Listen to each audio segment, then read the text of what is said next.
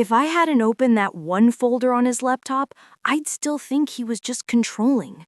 Not dangerous, not cruel, just difficult. But I was wrong. My name's Mia Hart. I'm 34 years old, and until a few months ago, I thought I was finally learning how to heal. I thought therapy was the one safe space where I could be honest, where I could be me again. Turns out, that's exactly what he wanted. Before I tell you how I found out, tell me where you're watching from.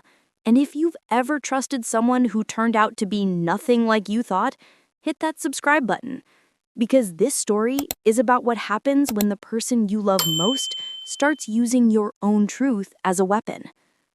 People always say abuse starts with yelling, shouting, or bruises, but that's not true. Mine started with silence. Ethan was quiet, dangerously quiet. The kind of man who could win any argument by doing absolutely nothing.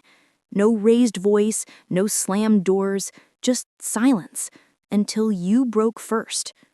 When we met, he was everything I thought I wanted. Stable, mature, confident. He was 31, already successful, running a small tech firm that designed software for security systems.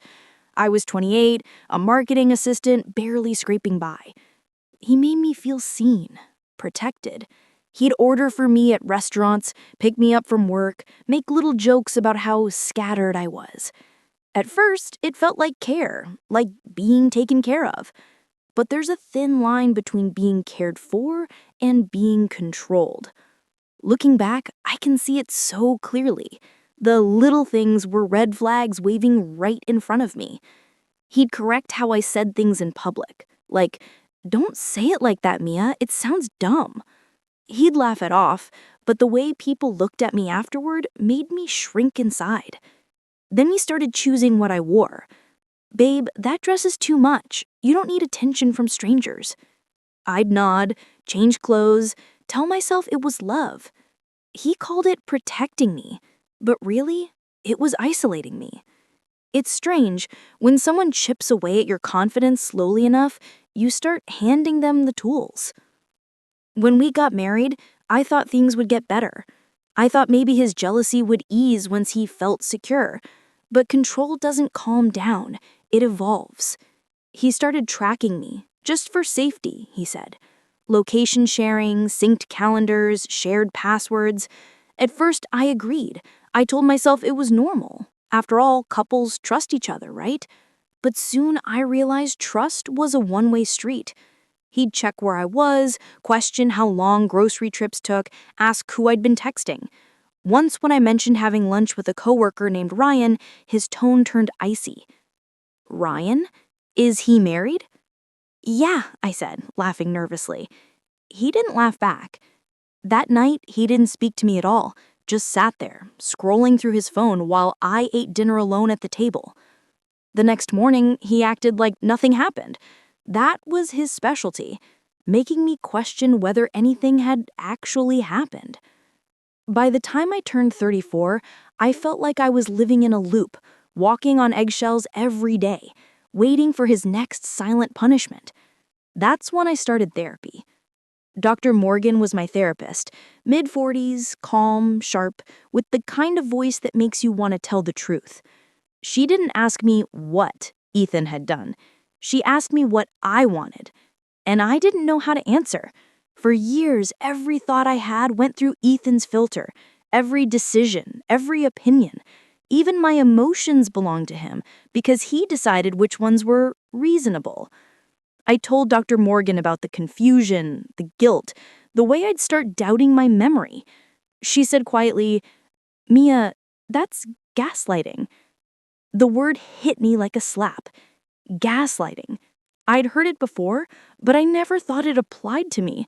Because if I admitted that, it meant the man I loved was an abuser. Over the next few months, therapy became my lifeline. Every week, I'd log into our telehealth session, close the bedroom door, and finally breathe. Dr. Morgan helped me piece together my confidence, bit by bit. I started journaling again. I started saying no. And for the first time, I thought maybe I could have a future that wasn't centered around him. Ethan noticed the change. He didn't like it. He started making small comments, subtle digs disguised as jokes. "Therapy's turning you into a feminist," he said once. Or, "Your therapist just tells you what you want to hear." Then more insidious. "I think therapy's making you forget who you really are." He said it with a smile, like a tease, but his eyes weren't smiling. I brushed jaw off, tried to focus on my progress, but something about the way he said it lingered. One night, after a long day, I got home late. Ethan was sitting in the living room, laptop open. "How was therapy?" he asked, eyes still on the screen. My heart skipped. I hadn't told him I had a session that day. I smiled faintly. It was fine. He closed the laptop and looked at me. Really looked. "Good," he said. "I'm glad you're finally realizing what's important." I forced a laugh. "What's that?" He smiled. "Family." Something about the way he said it made my skin crawl. After that, weird coincidences started piling up. He'd reference things I'd said in therapy, things I never told him. Once I told Dr. Morgan I felt like I was trapped in a glass box. 2 days later, Ethan said during an argument, "You act like you're trapped in some glass box of your own making." My blood ran cold. Another time I mentioned how I sometimes imagined what life would be like if I were alone, just to see who I really was. The next morning, I found an open real estate tab on his laptop showing apartments near my office titled "If Mia Leaves." He didn't say a word about it. He didn't have to. At first, I tried to rationalize it. Maybe I'd mentioned things accidentally. Maybe I'd said something out loud while scrolling through my notes. But deep down, I knew better. Still, I didn't want to believe it. Until one night. The night everything changed. I was cleaning the office when his laptop pinged. Normally, I wouldn't touch his stuff, but he'd left it open and unlocked, something he never did. A folder on the desktop caught my eye. It was named Personal, Do Not Touch. I almost clicked away, but then I saw the subfolders inside. Inside, Audio, Court, Custody. My heart started pounding. Custody? We didn't even have kids. What could that possibly mean? I hesitated for a moment, then double-clicked Audio. And there it was. Dozens of files, each named after dates. Each date matching one of my therapy sessions. My hand shook. I opened one, and then I heard my own voice. My own voice crying, confessing things, talking about him. It was a full recording of my session with Dr. Morgan. For a moment, my mind refused to believe it. How could he have gotten this? Then I realized he had set up my phone, my laptop, our Wi-Fi. He worked in cybersecurity. Of course he could. He had access to everything. He had been recording me for months. Every session, every confession, every word I thought was private. I sat there, numb. It wasn't just invasion, it was strategy. Because as I scrolled, I saw how the files were organized, each labeled with notes. Useful, court, emotional instability. He wasn't just spying on me. He was collecting evidence. He was building a case to make me look unfit, unstable, delusional, for a divorce I didn't even know was coming.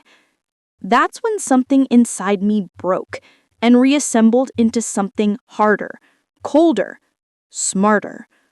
I didn't confront him. Not that night, not ever.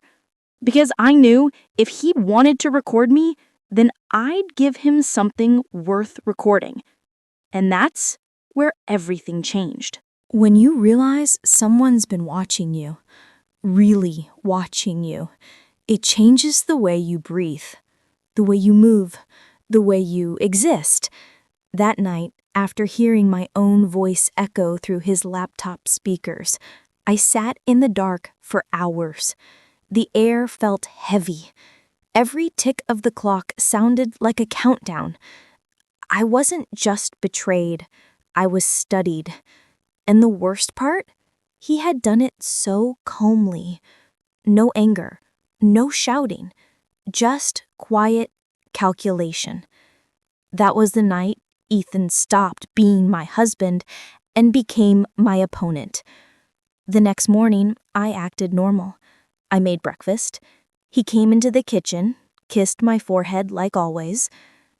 "How'd you sleep?" he asked, casually, pouring himself coffee. "Fine," I said. "You?" "Didn't hear you come to bed." "Yeah," I lied, smiling faintly. "Fell asleep on the couch." He nodded, uninterested, but I could see it now. The way he scanned my face as I spoke. He was always evaluating, always cataloging. And I suddenly understood. Every conversation we'd had for the past 6 months was probably in his archive too. I wasn't a wife anymore. I was data. I wanted to scream, to tell him I knew, to throw the laptop out the window and watch his composure finally crack. But I didn't, because people like Ethan don't break when you shout at them. They break when you smile. So that's what I did. I smiled. And I started planning. When I logged into my next therapy session, I stared at the little camera light on my laptop for a long moment before speaking. Dr. Morgan greeted me as always, warm, calm, patient. But this time, my voice shook. "Dr. Morgan," I said softly. "He's listening." Her expression didn't change, but her eyes did. Sharp, focused. "Tell me what makes you think that," she said carefully. I told her everything. The audio files, the folders, the timestamps. She didn't interrupt once. When I finished, I expected her to tell me to leave him, to call the police, to get out now. But instead, she leaned forward slightly and said, "Do you want to fight back?" I blinked. "What?" She repeated, steady and deliberate. "Do you want to fight back, Mia?" Something in her tone made my spine straighten. For the first time in months, I didn't feel like a victim sitting in that chair. I felt like someone who still had choices. "Yes," I said quietly, "but I don't know how." She nodded once. "Then let's start with this. Don't confront him. Not yet." Over the next few sessions, we built a plan. Not revenge. Not yet. Strategy. I learned to treat every conversation like a chess move. Every word, every pause, every sigh, all carefully placed. If he wanted to keep recording my therapy sessions, then he'd get exactly what he was listening for. Except this time, the narrative wouldn't be mine. It would be his. Dr. Morgan started recording our sessions too. Legally, with my consent. We needed documentation that proved my awareness of the surveillance. We needed proof of his manipulation. And we needed to flip the story. That week, I became two people. The real me, quiet, calculating, documenting everything. And the version of me Ethan thought he knew. Emotional, unstable, insecure. I played her perfectly. During therapy, I'd talk about feeling tempted to do reckless things, like, maybe I should transfer money before he gets it. Or I'd mention imaginary arguments, like, he said he might tell the court I'm unfit. I let the words hang in the air, knowing his devices were picking up every syllable. Each fake confession was a breadcrumb that led directly to him, because Dr. Morgan and I matched each one to a real piece of evidence: texts, bank transfers, emails, all connected to his own controlling behavior. He thought he was collecting proof against me, but he was actually archiving his own crimes. The strangest part? It didn't even feel like acting after a while. Pretending to be the weaker version of myself, the one he wanted to see, became second nature. It reminded me just how small he had trained me to be. So I let her live one last time. I let her cry. I let her ramble, apologize, stutter. And behind those tears, I smiled, because I knew every word was bait. He grew bolder, almost cocky. I could tell he was listening more closely than ever before. Sometimes I'd walk into a room and he'd minimize a screen too quickly. Or he'd say, "You're doing better in therapy lately," when I hadn't mentioned a single detail out loud. He thought he was ahead of me. He thought I was too broken to fight back. And honestly, I wanted him to think that. Because when someone underestimates you, they don't see the knife until it's already in their hand. One night, I walked into his office while he was working. He jumped slightly, not enough for most people to notice, but I saw it. "What are you up to?" I asked casually. "Just work stuff." "Anything interesting?" He smiled thinly. "Always." He didn't realize I could see the reflection of his screen in the window.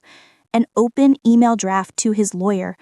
Subject line: custody filing strategy. I stood behind him for a moment longer, then kissed his shoulder. "Don't work too hard," I said softly. He didn't notice the faint red light blinking on the shelf behind me, my own recorder.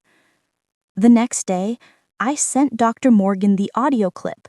She listened and said, "He's preparing something." I nodded. Let him.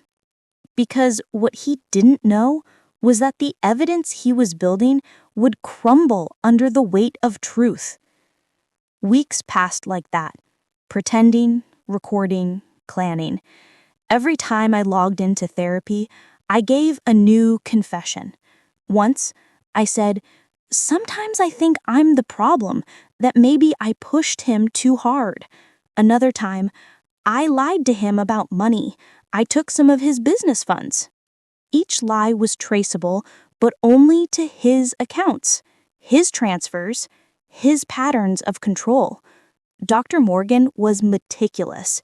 She helped me timestamp everything, match false statements to real, provable actions he had taken. We weren't just fighting back, we were rewriting the narrative in real time. Still, there were moments of fear, moments where I'd catch him looking at me too long, like he could sense the shift. Once I woke up in the middle of the night and found him standing over me, just watching. "What's wrong?" I whispered. He smiled faintly. "Just making sure you're okay." And then he went to bed like nothing happened. I didn't sleep the rest of the night. That was the first time I realized he didn't just want control, he wanted ownership. By the end of the month, Dr. Morgan and I had enough. Enough to prove he had hacked my devices, to prove his intent to manipulate legal outcomes, to show the abuse pattern, emotional, psychological, digital. But I wasn't done. I wanted him to expose himself, publicly, legally, and completely. And I knew exactly how to make that happen. A week later, I accidentally left a printed note on my desk, a fake draft of a message to my lawyer, referencing hidden evidence and admissions in session. I made sure he saw it. That night, he was overly affectionate, too kind. He poured wine, asked about my day, smiled too much. He was trying to distract me because he'd already copied the note, and that's exactly what I wanted. The next morning, I found a new folder on his computer, labeled Session Extracts for Court. He was compiling the recordings, editing them. Each file name had notes like emotional instability, false memory pattern, mental fragility. He was ready to use my own voice to destroy me. I stared at the screen, feeling a chill crawl up my spine. But instead of fear, I felt calm. People think revenge is a loud thing, that it comes with shouting or breaking or fire. But in my experience, it's quiet, measured. A whisper in the dark that grows into an echo you can't silence. And by now, that echo was all I could hear. Dr. Morgan once told me, control doesn't always come from power.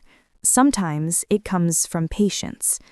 I didn't understand it at the time, but now I did. Every morning I woke up next to Ethan, smiled at him, made him breakfast, and pretended not to notice when he accidentally left his phone recording on the counter. Every night I went to bed knowing he'd replay my words later, analyzing tone, pauses, breaths.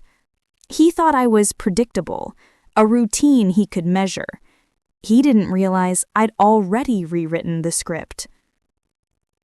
Dr. Morgan and I met twice a week now, always over encrypted video.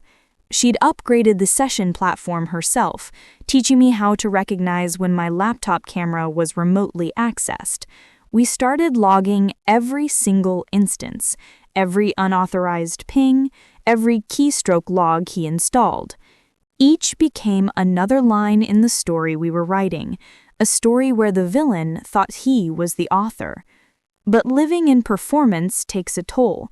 There were days I almost slipped, when I wanted to scream that I knew everything, that every smirk and concerned question he asked was a test. I'd lie awake at night with my heart pounding, afraid I'd say the wrong thing in therapy and ruin the illusion. But then I'd remember, every wrong thing was exactly what he wanted to hear. So I let him. I let him believe I was crumbling. I let him believe he was winning. And that belief was the leash I wrapped around his neck. It started small, a few more confessions here and there, things that sounded like panic. I think I've been losing time, Dr. Morgan. I don't remember what I said to him last night. I think I might have hit him. Each one carefully framed to sound real enough to record, but absurd enough to trace. Dr. Morgan matched them to his metadata, the files he'd been altering to make me look unstable. By the time we were done, we had 2 timelines, the real one and the one he'd doctored, and they didn't match, not even close. Meanwhile, Ethan was growing restless. The custody filings were moving slower than he expected. He kept making casual calls to lawyers, leaving the office door cracked just enough for me to hear words like psych evaluation and parental fitness. I'd walk by, pretending not to notice, heart hammering in my chest, but inside, I was smiling. He didn't realize the walls were closing in. He didn't realize every call he made from home was recorded, not by his devices, but by mine. One night, he sat on the edge of our bed scrolling through his phone. "You've been quiet lately," he said. "Just tired." From what? His tone had that familiar edge, sweet but probing. "Therapy takes a lot out of me," I said softly, "talking about everything." He nodded slowly, eyes still on the screen. "You trust her?" "Of course." "Good. She's helping you." I smiled. "She is." If only he knew how much. After he fell asleep, I got up and checked his office. He'd left his computer on again. Same open folders, same time-stamped audio, but there was a new document this time, a draft letter to his lawyer. It read, "Client has exhibited erratic emotional behavior. We'll submit audio evidence confirming her mental decline over the past 6 months. Objective, full custody and control of shared assets. At the bottom, the file auto-tagged with the current date, metadata that proved he'd written it after discovering my sessions. That meant premeditation. That meant manipulation. And in court, that meant fraud. I took screenshots, quietly saved them to a hidden cloud drive Dr. Morgan set up under a separate identity. He'd think he was building his masterpiece, but we were already writing me ending. Dr. Morgan called it the mirror plan. For every lie he told, we'd hold up a reflection that showed the truth, verifiable, time-stamped, irrefutable, and he'd walk right into it himself. A week later, I staged a breakdown. During therapy, I said I couldn't handle the stress anymore, that I'd been drinking, that I felt unfit. I made sure to cry, to tremble, to make it sound real. And sure enough, that night, Ethan was unusually gentle. He asked if I wanted tea. He told me to take care of myself. And while he said it, I saw his phone tilted slightly toward me, screen dark but not off. Recording. I gave him what he wanted. I smiled weakly, thanked him, whispered, "You're always right." And when he went upstairs, I whispered something else into the silence. Checkmate. Dr. Morgan's team had begun to build the digital case, forensic experts who could trace every recording, every transfer, every audio manipulation. And the beauty of it was we didn't need to hack him. He'd already hacked himself. Every file he created automatically stored data on when and how it was recorded. The overlaps between sessions, the edits, the export logs, all showing clear tampering. In trying to build proof against me, he left behind a digital roadmap straight to his own deceit. One evening, I came home early. He didn't hear me come in. From the hallway, I could hear his voice, low, deliberate, rehearsed. "She's unstable, Your Honor. You'll hear it for yourself." He was practicing his testimony, arguing his case to an invisible judge. He sounded so sure of himself, so certain that he'd already won. And for the first time, I realized a terrifyingly liberating thing. I didn't hate him anymore. I pitied him. Because once a man believes his own lies, he's already destroyed. I walked into the kitchen, poured myself a glass of water, and waited until he noticed me. He flinched slightly, then smiled. "Didn't hear you come in?" "Yeah. I figured you were busy." "Just working on things." I nodded. "Court stuff?" He hesitated. "Something like that." "Good," I said quietly. "I'm glad you're preparing." He frowned, sensing something in my tone. "What do you mean?" I looked at him and smiled. "You'll see." And for the first time, he didn't smile back. That night, I called Dr. Morgan. "It's time," I told her. She didn't ask for clarification. She just said, "Then let's make sure he walks into it on record." We set the final plan in motion.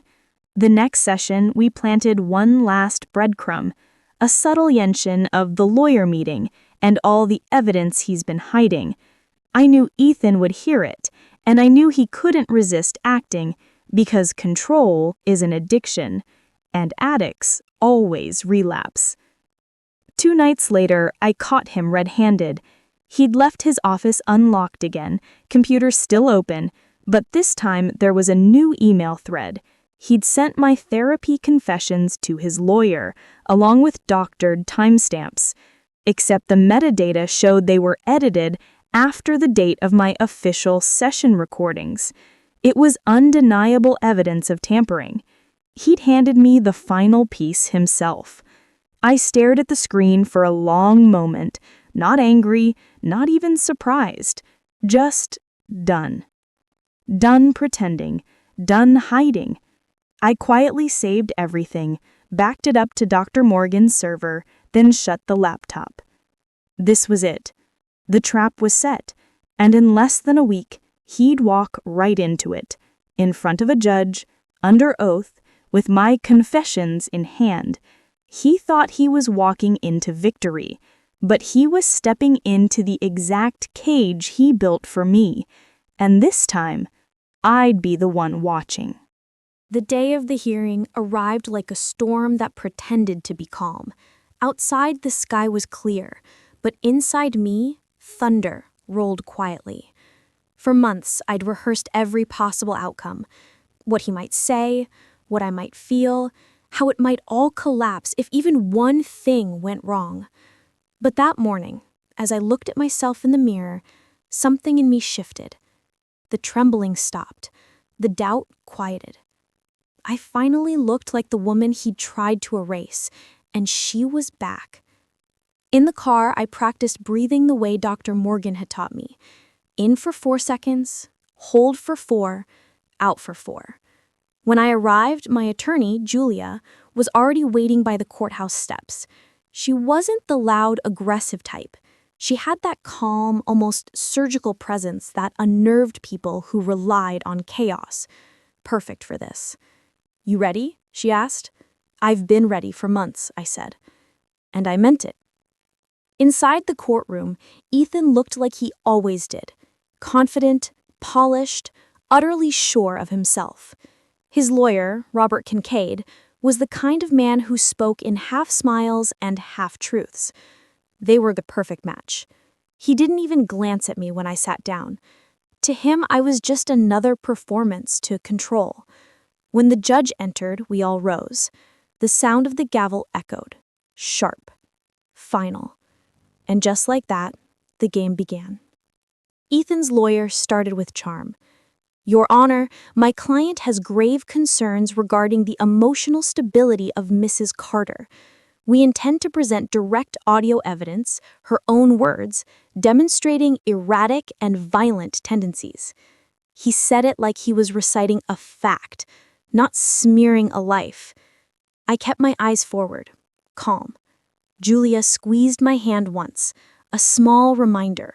"You've already won. Let them speak." They played the first recording, my voice, trembling. I don't remember what I said to him last night. I think I might have hit him. In the room, silence hung heavy. I could feel people's eyes flicking toward me. Ethan sat straight-backed, his hands folded neatly on the table. I wanted to smile, because I remembered that day. I remembered the deliberate way I'd said those words, carefully crafted, perfectly paced, a lie with fingerprints only he could leave behind. More clips followed, each one worse than the last. Me admitting to things that never happened. Me sounding lost, unstable, even dangerous. And through it all, Ethan's confidence grew.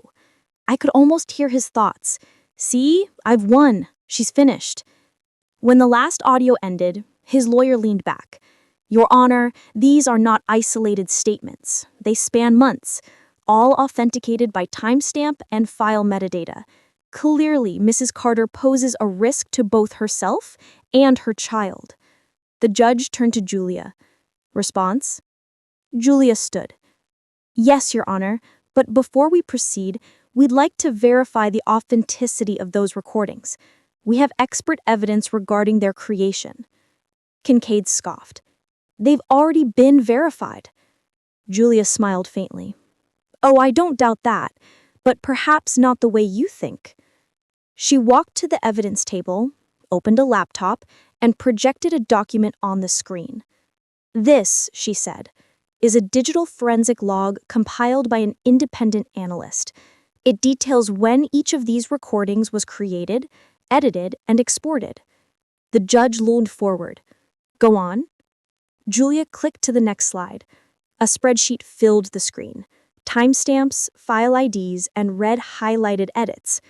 "Note, Your Honor, several of these files were modified after Mrs. Carter's therapy sessions concluded. Specifically, These so-called original reportings were edited and resaved from Mr. Carter's device, not hers. Kincaid blinked. That's ridiculous. My client would be happy to explain, I'm sure. Let's start with this one. She pointed to a highlighted entry.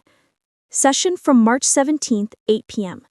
According to the system data, this file was re-exported from Mr. Carter's laptop at 8:46 p.m., complete with embedded GPS metadata, showing it was done from this very address, 1426 Wakelight Avenue. That's Mr. Carter's home office, correct? All eyes turned to Ethan. He opened his mouth, then closed it. Julia continued, voice even and relentless. These timestamps are immutable. They cannot be altered without leaving trace data, which we've also preserved. We can see each time a file was renamed, duplicated, and transferred. And here's the most interesting part. Mrs. Carter's therapist system shows no record of those so-called sessions containing such statements at all. The judge frowned. Explain. Julia nodded to Dr. Morgan, who stood from the back of the courtroom. Your Honor, I'm Dr. Lydia Morgan, the licensed therapist referenced in these recordings. I can confirm that Mrs. Carter did attend all the sessions in question, and that these clips do not reflect the actual conversations we had. She paused, calm but firm. In fact, I have the original, unaltered recordings on file, complete with session logs and third-party verification. They show a very different picture. The judge looked visibly unsettled. Are you telling me these were fabricated? Edited, Julia clarified. Spliced, reordered, and in some cases, partially generated using Mrs. Carter's real voice from earlier sessions. A sophisticated manipulation, but not sophisticated enough. She turned back toward Ethan. Would you like to explain how these files ended up on your personal drive? Ethan's jaw tightened. I was backing them up. For safety. Safety from what? No answer. The courtroom felt suddenly too quiet. Every click of the clock echoed like a confession. Then Julia said the line that broke him. Mr. Carter, did you obtain these recordings legally? He hesitated. She gave me her passwords. Voluntarily? She left her laptop open once. So you accessed her private therapy sessions, copied her data, and edited it without her consent? I was protecting my family, he snapped. The judge's voice cut through the air. Enough. For the first time, Ethan looked small. Julia wasn't done. Your Honor, we also have correspondence between Mr. Carter and his attorney, Mr. Kincaid, referencing these edited files weeks before their submission. She clicked another document. On screen appeared an email chain, one Ethan had typed himself, one night when he thought I wasn't home. We'll use the audio to show instability. Timestamp issues can be cleaned up later. The courtroom erupted in whispers. The judge raised a hand for silence. Mr. Carter, he said slowly, do you understand that falsifying evidence in a custody case constitutes perjury? He stammered. It's not, but his voice broke. And in that moment, I finally saw it, the panic behind the mask. The man who'd built a castle of lies, now realizing every brick was crumbling in his hands. Julia's closing words were quiet, almost merciful. Your Honor, Mrs. Carter isn't asking for revenge. She's asking for protection and truth.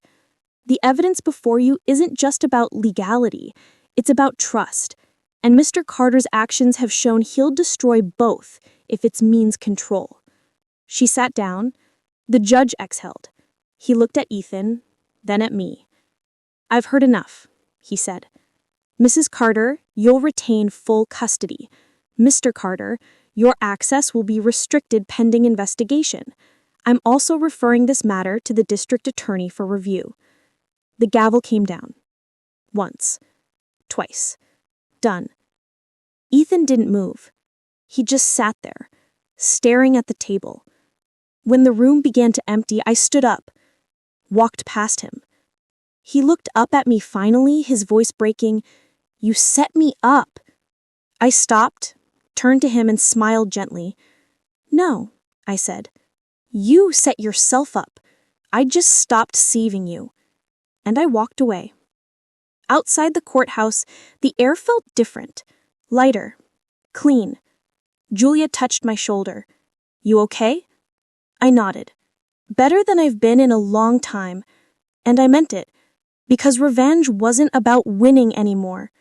It was about freedom. And I was finally free. That night, I went home and deleted every file, every screenshot, every reminder of what he'd done. I didn't need them anymore. I sat by the window listening to the quiet, and for the first time in years, the silence didn't scare me. It felt like peace.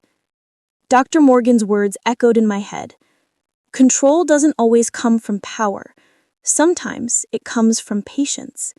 She was right. It took patience to survive, patience to plan, and patience to let him destroy himself. I looked out at the streetlights blowing through the rain and whispered to no one in particular. I hope he finally listens now. If you've ever won a battle that nearly cost you your soul, you'll understand what came next. The courtroom felt smaller the day after the verdict. I remember walking past the same wooden benches, the same dull gray walls, but everything looked different. Lighter, almost softer. Maybe it wasn't the room that changed. Maybe it was me. For the first time in 3 years, I wasn't walking in there afraid. I wasn't watching my every breath, wondering if someone would twist it into proof that I was the villain. I was just Mia. Not Mrs. Harper, not the unstable wife. Just a woman who had finally taken her voice back. When the judge handed down her final decision, full custody, the house, and a restraining order, I didn't cry. I thought I would. I thought I'd collapse in tears or scream in victory. But instead, I just exhaled. Like my body had been waiting all this time to finally breathe. Ethan didn't even look at me as the bailiff escorted him out. His lawyer tried to keep a mask of composure, but even he couldn't hide the humiliation. The fake recordings, the doctored transcripts, every one of his manipulations had been turned inside out for the world to see. And all of it, every single word came from his own evidence, his own arrogance. When I walked out of that courtroom, the reporters were waiting. Microphones in my face, cameras flashing, people shouting my name. "Mia, do you have anything to say? Is it true your husband forged court documents? What's next for you?" I didn't answer. I just held my son's hand, nodded politely, and walked straight through the chaos. The world could talk all it wanted. I was done explaining myself. The first night back in the house was strange. It didn't feel like home at first. Every room carried his shadow, the dent in the hallway wall from one of his outbursts, the faint smell of his cologne clinging to the closet. I walked through in silence, flicking on lights, breathing through the ache. In the kitchen, I found one of his old coffee mugs, the one that said, "World's Best Dad." It used to make me angry that he'd bought it himself, that he'd fooled everyone, even me, into believing he was something noble. But that night, I just picked it up and dropped it in the trash. No drama, no fire. Just done. My therapist, the real one, not the version Ethan used against me, told me that peace often feels empty at first. Because when you've lived in chaos long enough, calmness feels like something's missing. she was right. For weeks, I'd wake up expecting to see his name flash on my phone, expecting the next fight, the next email from his lawyer, the next threat dressed up as an apology. But instead, there was silence. Real silence. The kind that doesn't suffocate. It heals. I spent mornings making pancakes with my son. We painted his room the color he wanted, deep blue with glow-in-the-dark stars. We planted herbs in Grandma's old pots by the window. I started taking photos again. Not for work, not for anyone, just for me. And yet, there were still moments when the grief snuck in. One afternoon, I found myself sitting in the car outside my therapist's office long after the session ended. The rain was coming down in quiet streaks across the windshield. And I realized I missed the version of myself who believed love could fix everything. That part of me wasn't stupid. It was hopeful. She believed people could change, and even though that belief nearly destroyed me, it was also what made me human. Losing that innocence, it felt like mourning a friend. But then I'd think about my son, about how he laughed louder now, how he'd started sleeping through the night again, how he'd stopped asking, "Is Daddy mad at you?" And I'd remember that some losses are necessary. The fallout didn't stop with the trial. Ethan's world began to unravel faster than anyone expected. The court ordered an investigation into his recordings. The metadata linked directly to his devices, proving he'd tampered with evidence. His law firm dropped him within days. Clients terminated contracts. His reputation, the one he'd guarded like a weapon, was gone. I didn't gloat. I didn't post about it, didn't send a message, didn't even watch the news coverage, because it wasn't about revenge anymore. It was about freedom. And freedom doesn't need an audience. A few weeks later, I received a letter from her mother. She had always stayed quiet during our marriage. Polite smiles, small talk at holidays, never asking questions. But her letter was long, handwritten, apologetic. She said she'd known something was wrong, but hadn't known how to help.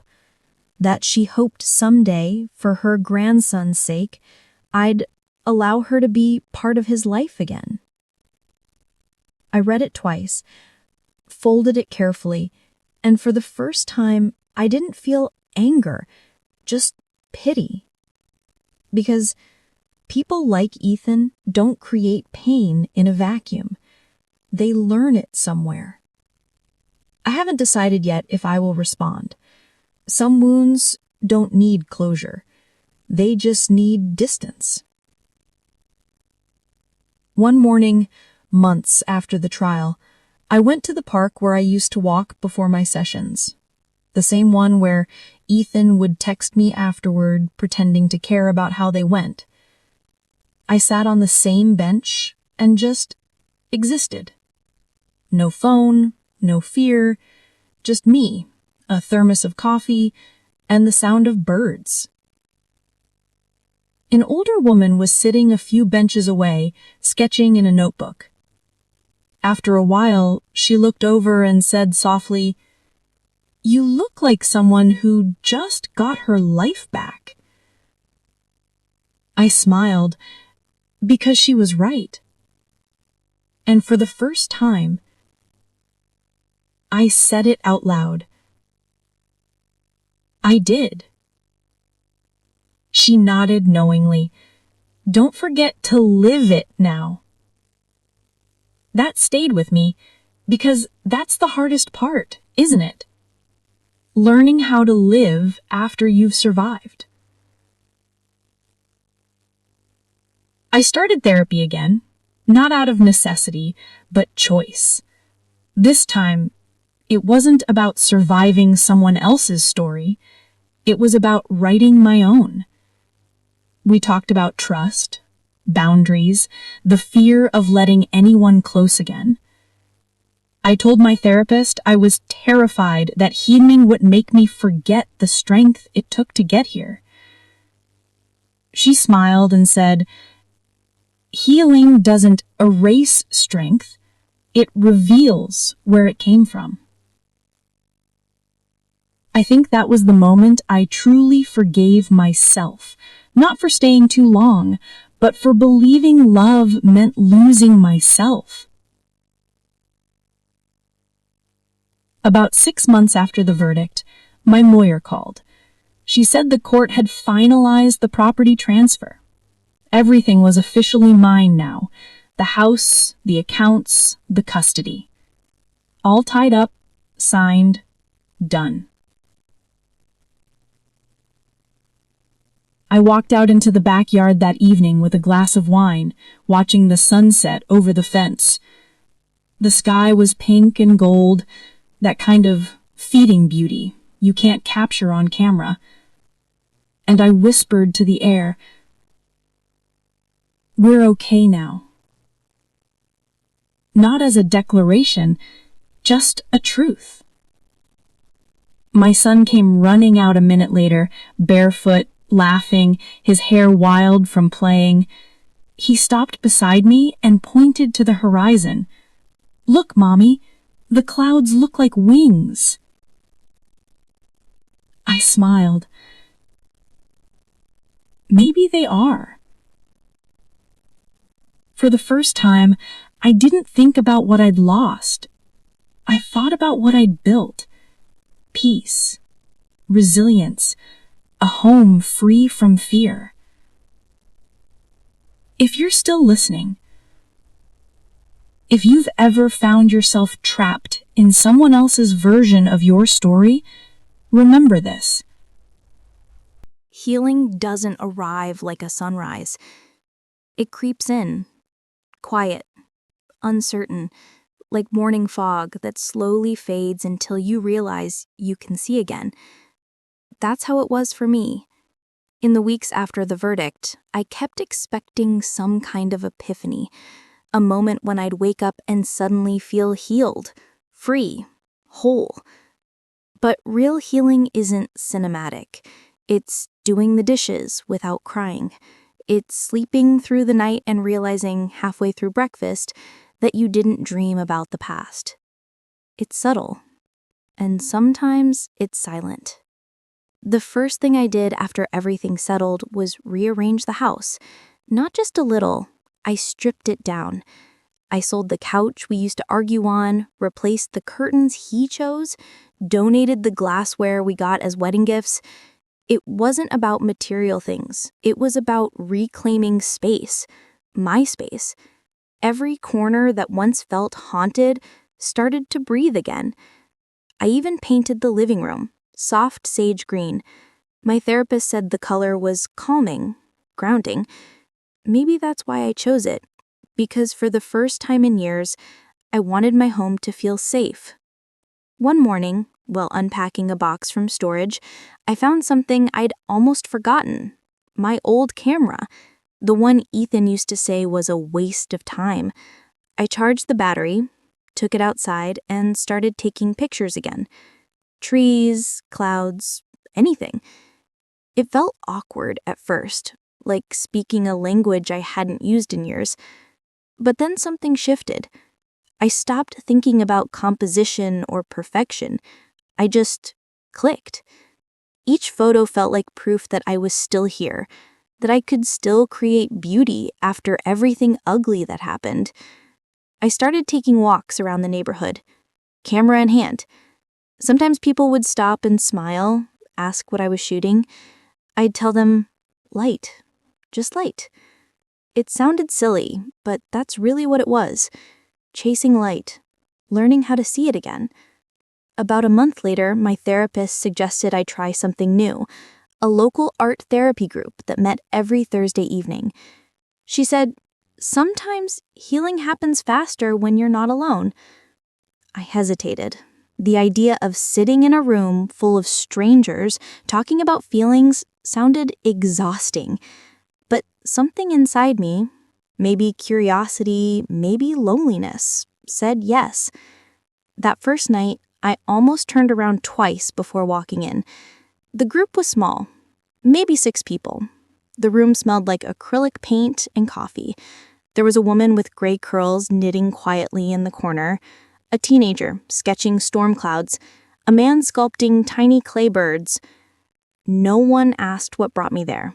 They just nodded, smiled, and kept working. And somehow, that was exactly what I needed. We didn't talk about our trauma directly. We painted it. I remember my first piece, just streaks of color, nothing specific. But when I stepped back, it looked like waves crashing over rocks. Wild, chaotic, but still beautiful. That's when it hit me. Healing isn't about erasing the chaos. It's about learning to see beauty through it. Over time, Thursday nights became sacred. We'd paint, talk about small victories. One woman said she finally called her estranged sister. Another shared how she walked out of a toxic job. It wasn't dramatic. It was real. And being around people who understood without needing every detail made me feel less like a survivor and more like a person again. After a few weeks, I started staying late to help clean up. That's how I met Eli, the art center's volunteer coordinator. He was quiet, kind, with a patience that didn't feel performative. He never asked my story. He just noticed things. Like when I got lost in thought while cleaning brushes, he'd softly say, "You can leave that one. I've got it." It sounds small, but small kindnesses hit differently when you've lived through cruelty disguised as love. One evening, as we stacked canvases, he asked, "Do you ever plan to show your work?" I laughed. "These?" He smiled. "Yeah, they have a story in them." I didn't know how to respond, because for so long, my story had been something shameful, something weaponized against me. The idea that it could become art, that it could move someone, not destroy me, that felt radical. At home, I began journaling, not because a therapist told me to, but because I wanted to remember the good days. I wrote about silly things, pancakes that didn't burn, my son's laughter echoing through the hall, the way the sunlight fell through the new curtains. On harder days, I wrote letters I'd never sent, to Ethan, to myself, to the version of me who thought love meant endurance. Some nights I burned those letters in the fireplace, not out of rage, but release. My son started therapy too, play therapy mostly.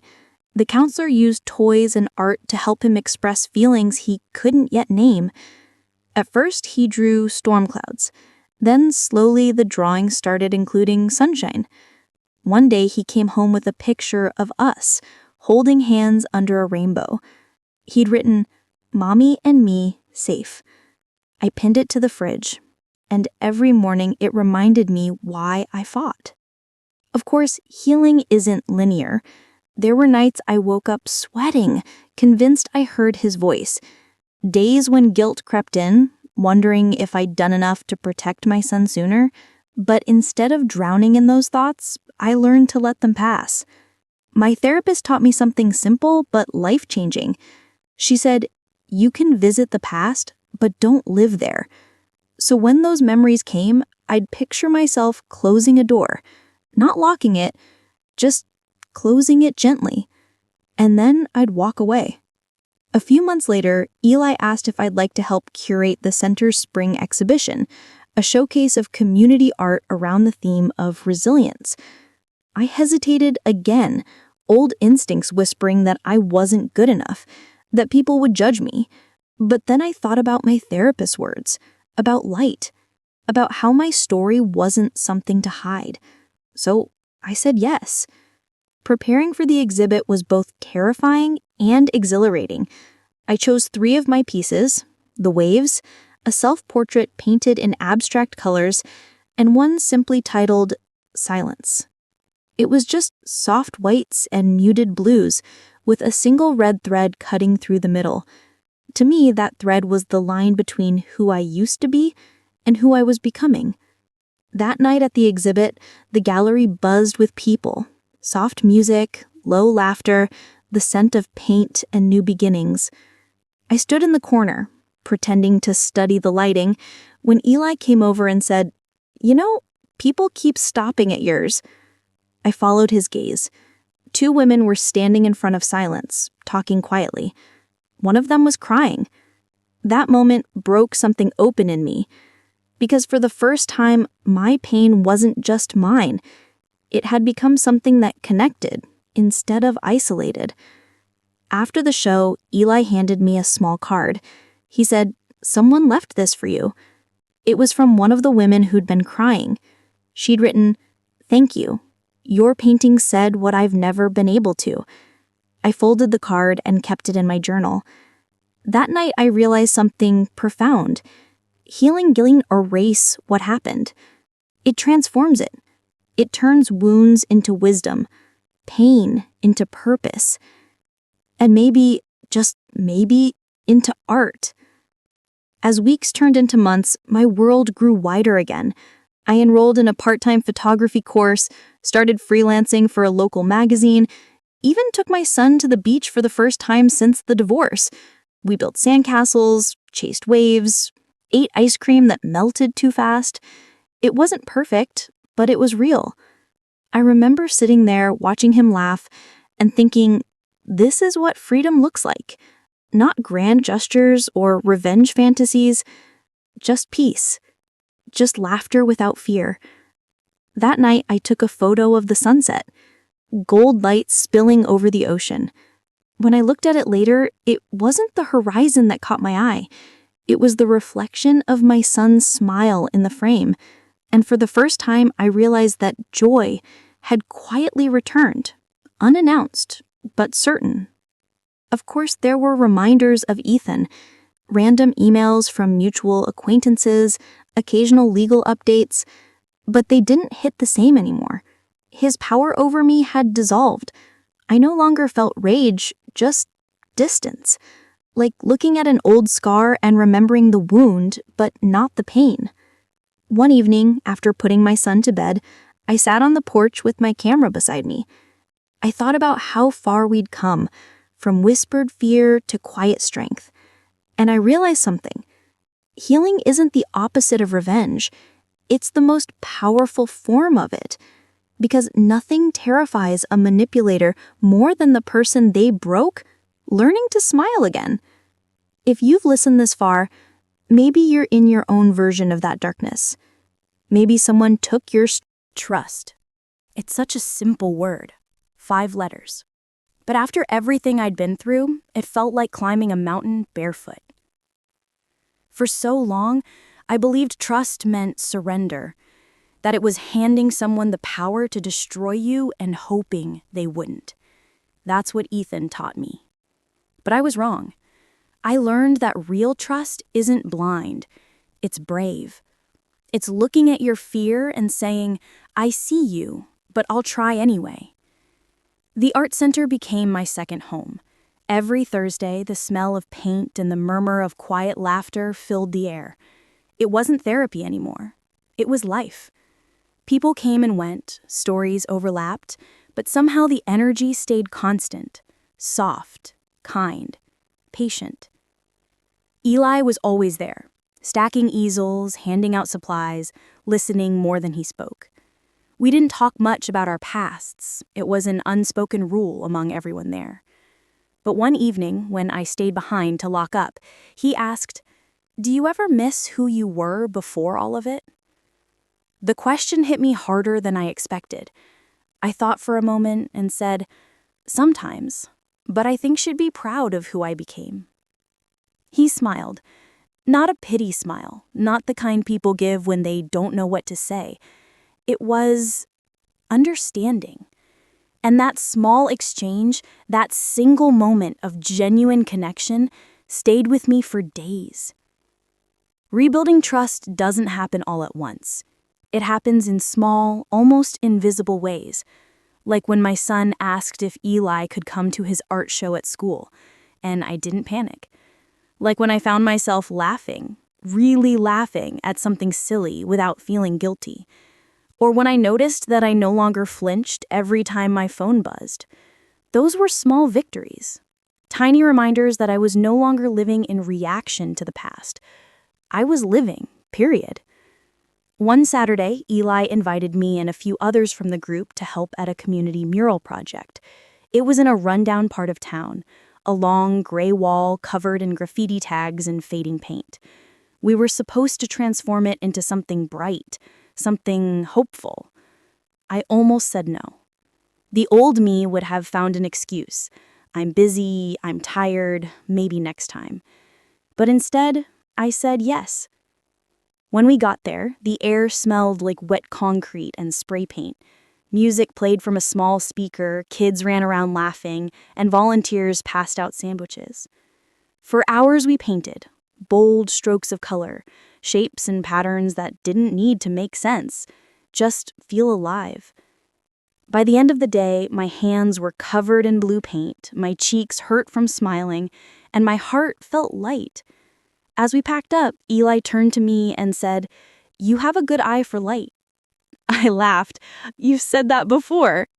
"Yeah, because it's true." He looked at the mural, the sun we'd painted stretching across the wall, and added softly, "You find it in places most people wouldn't even look."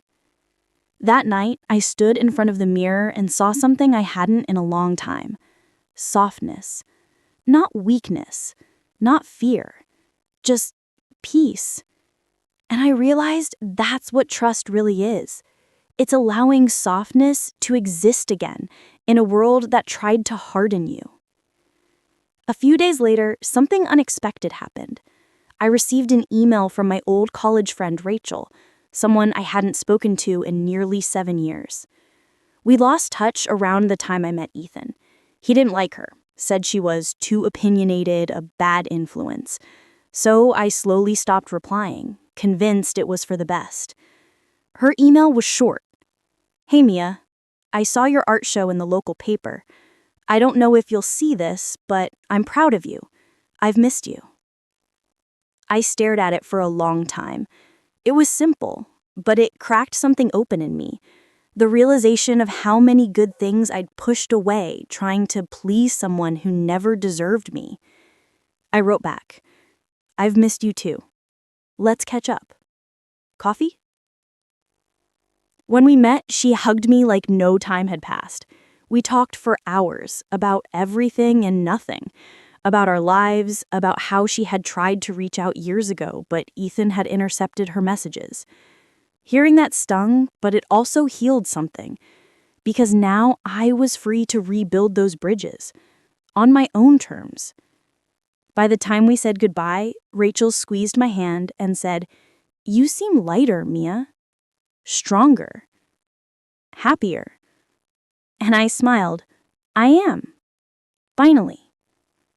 But healing isn't linear. A few weeks later, I got a letter in the mail. From Ethan.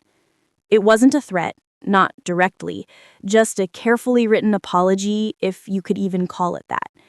He said he was sorry for how things turned out, that he'd been going to counseling, that he hoped one day I'd forgive him. I read it twice, my pulse quickening. For a moment, that old fear bubbled up again, the feeling of being watched, manipulated, controlled. But then I put the letter down, took a deep breath, and realized it didn't hurt the same way. It didn't hold power anymore. He was still trying to play the same game, appealing to empathy, twisting guilt. But the difference was, I no longer lived in his world. I didn't respond. I didn't tear it up, didn't burn it dramatically. I just folded it once, placed it in a drawer, and closed it. Because that's what healing really looks like. Not reacting, just choosing peace. Spring turned to summer. The art center's classes expanded, my photography work picked up, and my son started soccer practice. One evening after his game, he ran up to me, sweaty and smiling. "Mommy, Coach says I'm brave." I grinned. "You are, baby. You're the bravest person I know." He looked thoughtful. "You too." It was such a small exchange, but it hit me harder than anything, because he didn't see me as broken. He saw me as brave. And maybe, finally, I was starting to believe that too. Later that month, the community mural project invited all the artists back to sign their names on the finished wall. It had become something incredible, a swirl of colors, shapes, and words of encouragement. Families took photos in front of it, kids pointed out the bright suns and stars we'd painted. When it was my turn to sign, I hesitated before signing. I wanted to write something more than just my name, something true. So, I signed, "Mia Harper, still here, still shining." Eli smiled when he saw it. He said, "Perfect. That's exactly what you are." And for once, I didn't shy away from the compliment. I believed it. In August, the Art Center hosted a charity gala, their biggest event of the year. They asked me to photograph it and even feature one of my new pieces in the auction. It was nerve-wracking, standing there in a room full of people who didn't know my story, watching them admire my work.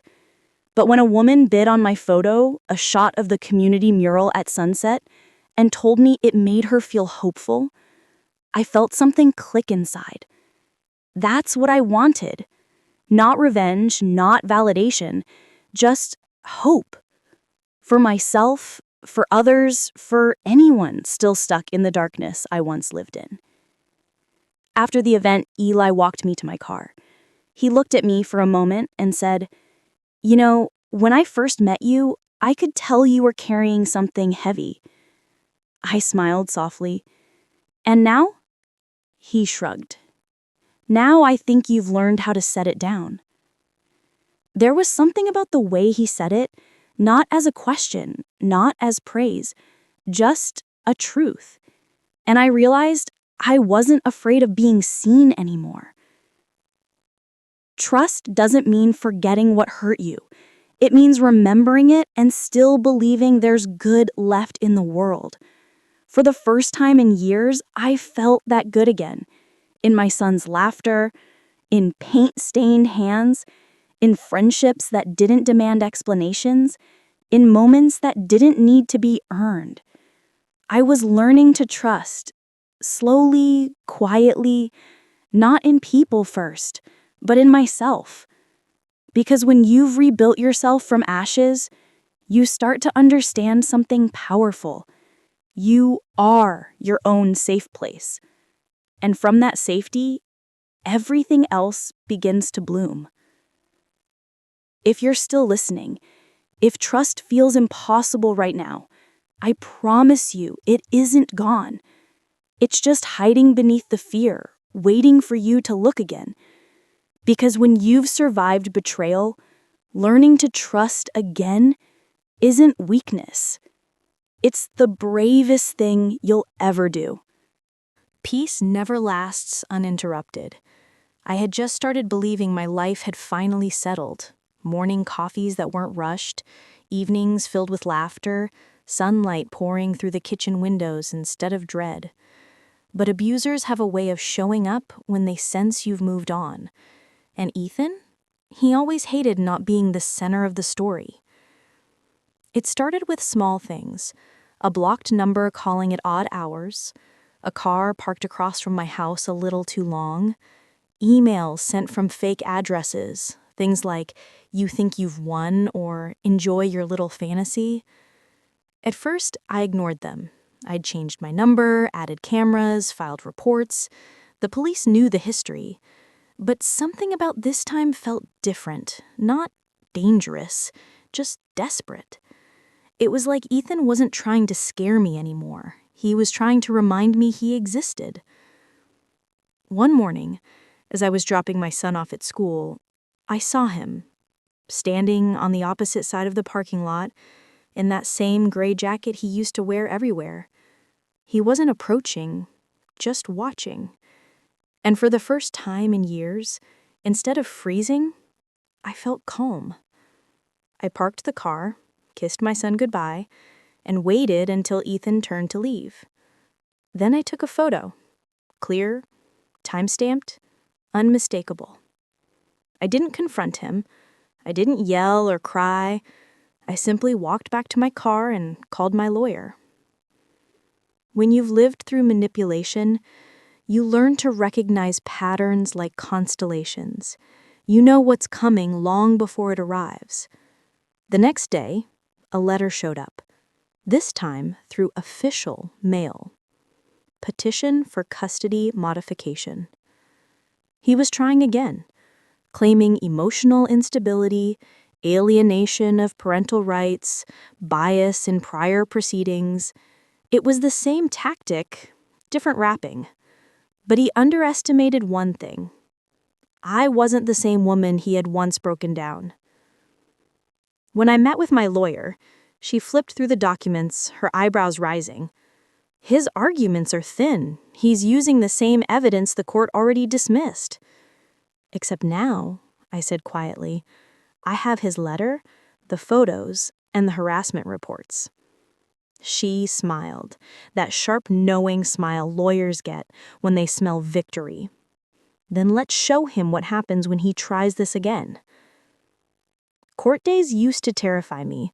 The sterile walls, the echo of footsteps, the memories of being made to feel crazy. But this time, as I walked through those doors, I felt grounded, solid. I wasn't walking into his arena anymore. He was walking into mine. Ethan was already there, sitting with his new attorney. His posture was confident, but his eyes flicked nervously when he saw me. I didn't avoid his gaze. I met it, steady, calm, unbothered. And for the first time, he looked away first. When the hearing began, his lawyer launched into a predictable speech, how Ethan regretted past actions, how he was working to rebuild a relationship with his child, how I was uncooperative. I listened silently, every word rolling off me like rain on glass. Then it was our turn. My lawyer stood. Your Honor, before we respond, we'd like to submit recent evidence. Ongoing harassment and boundary violations by the petitioner. She handed the judge a folder. Screenshots, camera footage, call logs, and the image of Ethan standing at the school. Timestamped, verified. The judge flipped through it slowly, expression unreadable. Then my lawyer continued. Additionally, we have an email sent by Mr. Harper last month attempting to manipulate my client under the guise of reconciliation. It demonstrates continued psychological pressure inconsistent with his claims of reform. The courtroom was silent except for the rustle of papers. Ethan shifted in his seat, jaw tight. When the judge looked up, his tone was firm. Mr. Harper, you are ordered to cease all direct or indirect contact with Miss Harper outside court-approved communication. Any further violations will result in criminal charges. That was it. No screaming, no drama, just a single quiet moment where the balance of power shifted permanently. Outside the courthouse, Ethan tried to approach me. The security guard stepped forward, but I raised a hand. It's okay, I said softly, then turned to Ethan. What do you want? He looked smaller somehow, not physically, but in presence. I just wanted to talk, he said low. You don't have to make me out to be the villain. I stared at him, the man who once made me question my sanity, who had turned my healing into evidence against me. And for the first time, I felt nothing. No, I said simply, I don't have to make you the villain. You did that yourself. Then I walked away. That night, after putting my son to bed, I sat by the window with a cup of tea. For years, I used to sit the same way, staring into the dark, afraid of what might come next. But now the darkness didn't scare me anymore, because I knew whatever came, I could handle it. My phone buzzed. It was Eli. Eli. Heard about court. You okay? Me. Better than okay. I'm free. Eli. Proud of you. Me. Thank you for reminding me what strength looks like. Eli. You didn't need reminding.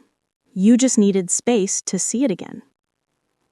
His message made me smile because he was right.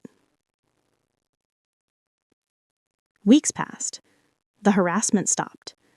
The silence, once suffocating, now felt peaceful.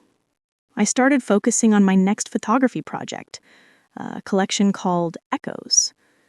Each piece was a reflection of survival, small moments of resilience, a cracked teacup repaired with gold resin, a mirror fractured into 10 pieces, each showing the same smiling face, a single plant growing through concrete. It wasn't about pain anymore. It was about what grows after. During the exhibit opening, I stood beside the largest photo, a portrait of my own hand holding my son's hand. The title read, Anchor. People stopped to look, reading the small caption beneath it. Healing isn't the absence of scars. It's learning to hold life with both hands again. As the night went on, strangers shared their own stories. A woman whispered that her work helped her leave an abusive relationship. A man said his sister was finally in therapy after years of silence. Each story was another echo, proof that what we survive doesn't end with us. It transforms into light for someone else. A few weeks later, I received an envelope in the mail. No return address.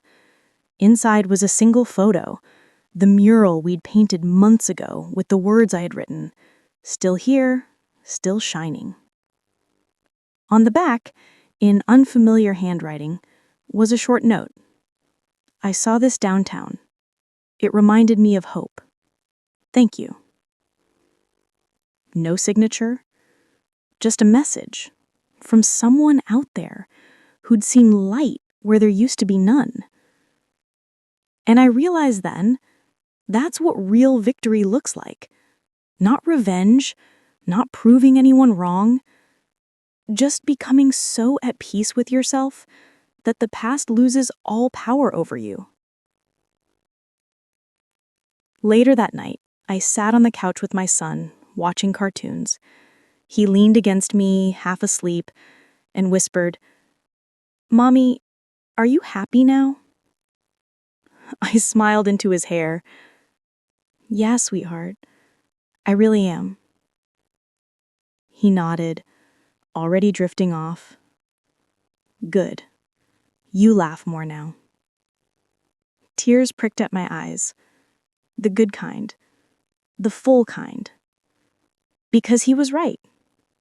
I laughed more. I breathed more. I lived more.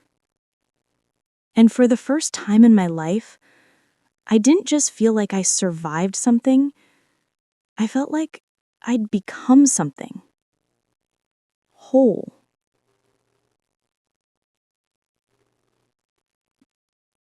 If you're still listening, remember this. You don't owe your abuser closure. You don't owe anyone your silence, your pain, or your forgiveness. You owe yourself peace.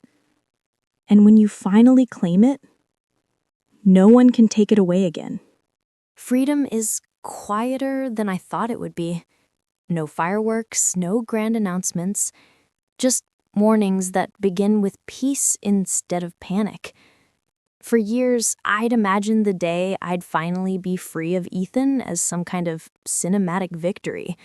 Confetti, champagne, maybe a perfect Instagram caption. But the truth is, real freedom feels like stillness. Like waking up and realizing you didn't dream about him. Like realizing your shoulders aren't tense when the phone rings. Like finally being able to breathe without explaining why. It had been 6 months since the last court date. Ethan had disappeared from my life completely. No letters, no calls, no legal tricks. And for the first time in a decade, I didn't flinch at my own reflection. Therapy was different now, too. I wasn't there to survive anymore. I was learning how to live. Freedom, my therapist said one afternoon, isn't the absence of chains. It's learning you can walk without them. I remember laughing softly. So why does it feel so strange? Because your body doesn't know what to do with peace yet, she replied. And that's okay. You'll teach it. I did, slowly. I took walks without checking behind me. I stopped apologizing for existing. I even joined a community art group downtown, a small circle of creatives who met every Friday night in an old converted bookstore. That's where I saw him again. Eli. He was helping set up lights for the gallery's next exhibit, wearing paint-stained jeans and a grin that looked like home. When he noticed me, he waved. "Didn't think I'd see you here." "Didn't think I'd be here," I said. He laughed, that easy, unguarded laugh I'd forgotten people could have. Over the weeks, we found ourselves in the same space often, him adjusting canvases, me editing photos, sometimes just talking about life in fragments. No pressure, no expectations. Eli never asked about Ethan, and I never felt like I needed to explain. He asked about my art instead. "What made you choose that title, Echoes?" I told him the truth. Because everything we survive echoes in who we become. Some echoes fade. Some turn into music. He nodded. "Then you've got a symphony, Mia." I smiled, not because it was romantic, but because it was kind, and kindness had become the rarest kind of beauty to me. My photography began to evolve.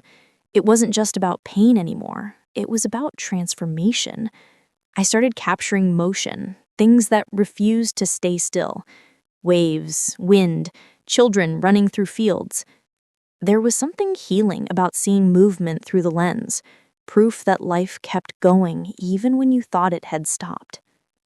One evening, while editing photos, my son came into my room holding a crayon drawing. It was of the two of us, holding hands under a big yellow sun. He'd written in messy block letters, "Me plus mom equals happy." I stared at it, tears burning the corners of my eyes. "Do you like it?" he asked. "I love it," I said. "It's perfect." He grinned, then ran off yelling, "Eli said you should hang it in your next show." I froze. "Eli said that?" "Yeah, he said it shows what real joy looks like." I smiled. He's not wrong. Later that night, Eli texted, "Did I get in trouble for art critique without permission?" "Not at all. I might even be right." "Careful," he wrote back. "I might start thinking you value my opinion." "Maybe I do." There was a long pause, then one final message. "You deserve good things, Mia. Don't talk yourself out of them." I stared at that message for a long time, longer than I should have. Because I knew he meant it, and part of me wanted to believe it too. But healing isn't linear. There were still bad days, moments when I'd wake from dreams that weren't memories, but felt close enough. Sometimes in quiet moments, I'd hear Ethan's voice echo.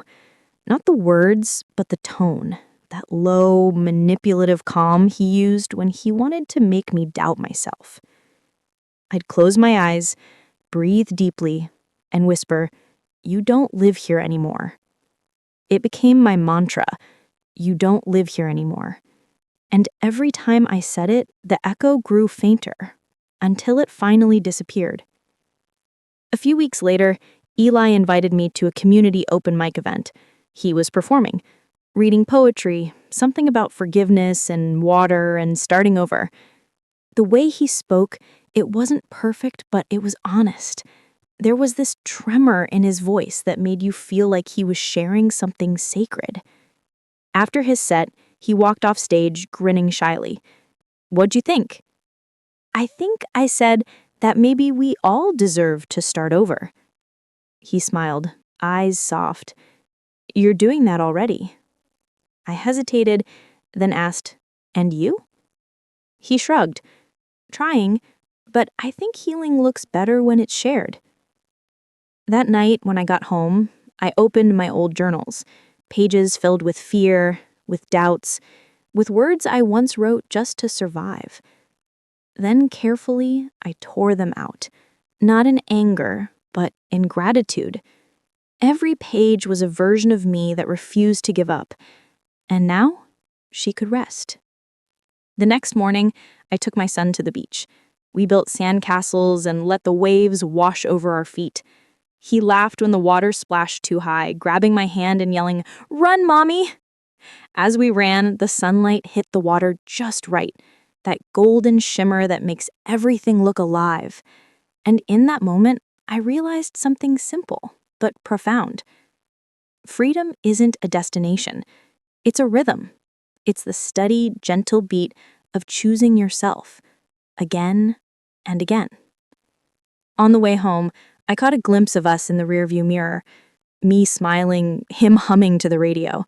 And for the first time, I didn't think about the past or what I'd lost. I thought about everything we'd gained. Peace, laughter, love. Not loud, not demanding, but patient and kind. If you're still listening, here's what I've learned. Healing doesn't mean forgetting. It means remembering without pain. Freedom isn't about escaping your story. It's about rewriting the ending with gentleness, with courage, with truth. And love? Love isn't found in grand gestures or perfect timing. It's found in the quiet moments when someone looks at you and you finally recognize yourself in their eyes.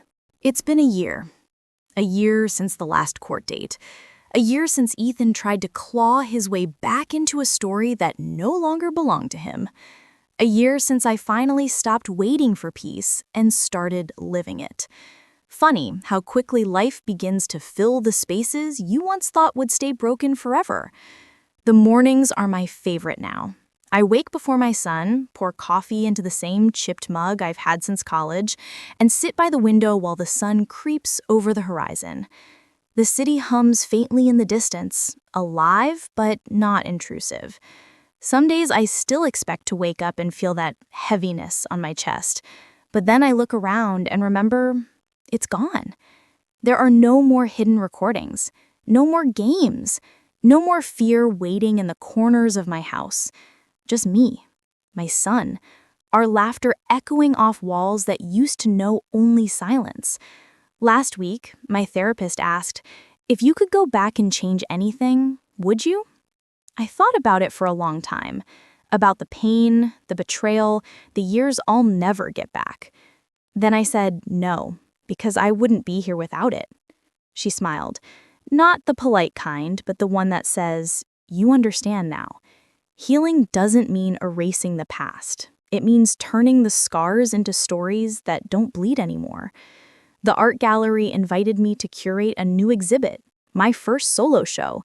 They wanted something that captured resilience. I called it Unwritten.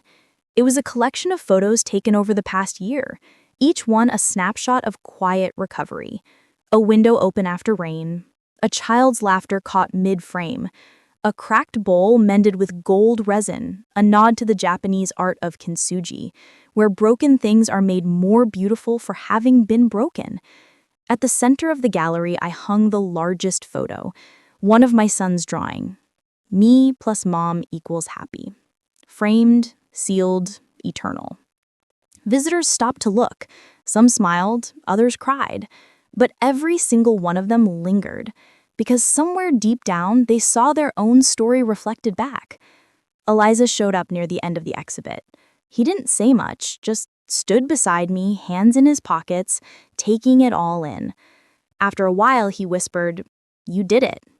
I turned to him, "Did what?" "You turned your pain into art, your fear into light. Most people never get there." I laughed softly. Neither did I, until I stopped trying to be the person I was before. He looked at me for a long moment, then said, "You know, you don't have to keep carrying it alone." I smiled. "I know. I'm just finally learning how to carry myself first." That night, after everyone left, I walked through the empty gallery. The lights were dimmed, and the silence felt sacred. Each photo told a piece of me. The woman who once cried through therapy sessions, the mother who stayed strong when it was hardest, the survivor who became more than her survival. I placed my hand against the final piece, a self-portrait standing in sunlight, eyes closed, face peaceful. The caption beneath read, "She stopped waiting to be rescued, and that's when she finally was." Later at home, I tucked my son into bed. He was half asleep, his voice small and soft. "Mom, remember when we used to be sad?" I smiled, brushing his hair back. "Yeah, I remember." He yawned. "We're not sad anymore, right?" "No, sweetheart, we're not." Good, because I like this life better. I stayed there for a while, watching him breathe, the sound steady and safe. That sound, his peace, was worth every storm we'd survived. When I finally lay down in bed, I thought about how full circle life can be. A year ago, I was terrified of being alone. Now, solitude feels like home. A year ago, I thought love was supposed to hurt. Now I know it's supposed to heal. And maybe, just maybe, someday I'll let love back in fully. Not because I need it to fix me, but because I'm finally whole enough to share it. If you're still listening, thank you for hearing my story, for walking through the dark with me, for reminding me that sometimes the bravest thing you can do isn't fighting, it's healing. If you've ever been where I was, trapped, unseen, unheard, I want you to remember this. You can start over. You can find peace. You can build a life that feels safe in your own skin again. Because healing isn't loud. It's quiet. It's slow. It's one small choice at a time until one day you realize you're free. So wherever you're watching from, tell me in the comments, what does freedom mean to you? And if this story resonated with you, make sure to like, subscribe, and join me for more stories of women who turn their pain into power, right here on Her Revenge Stories. Because every scar tells a story, and sometimes that story becomes someone else's reason to hope. I thought my therapy sessions were my weakness. Turns out, they were my greatest weapon.